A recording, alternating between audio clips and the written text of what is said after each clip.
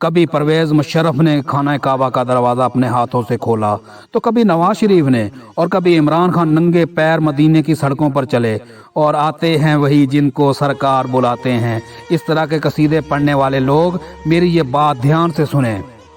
سلطان صلاح الدین ایوبی حکومتی معاملات اور صلیبیوں کے مقابلے میں اتنا مشغول رہے کہ کبھی کعبہ نہ دیکھ سکے۔ ایوبی نے حاجیوں پر حملہ کرنے والے صلیبیوں کو ختم کرنے کا وقت تو نکال لیا، لیکن اپنی خواہش کے باوجود کبھی جنگ اور کبھی فتنوں کی وجہ سے حاجی نہ بن سکے۔ یہ کوئی انوکھی بات نہیں تھی، کیونکہ مسلمان حکمرانوں کو معلوم تھا کہ مسلمانوں کے اجتماعی معاملات کا دفاع اپنی انفرادی عبادات سے بہت پہلے آتا ہے۔ اس لیے کسی حکمران کو پرکھنے کا معیار یہ نہیں ہوتا کہ وہ تہجد کتنی پڑھتا ہے یا کعبے کے دروازے اس کے لیے کتنی بار کھولے گئے، بلکہ معیار تو یہ ہے کہ حکمران کو جہاں اقتدار ملا ہے وہاں اللہ کا دین غالب ہے یا نہیں، مظلوم کو پروٹیکشن حاصل ہے یا نہیں۔ اب اگر کوئی حاکم اپنی رعایا کے معاملات کو بگاڑ دے، دین نافذ نہ کرے، سودی قرضے لے، ٹیکس لگا لگا کر غریب کو بھوکا مار دے، کفار کے حملوں سے مسلمانوں کو تحفظ نہ دے، کشمیریوں کو بھارت کے رحم و کرم پر چھوڑ دے، مسجد اقصی کو یہود کے قبضے میں رہنے دے،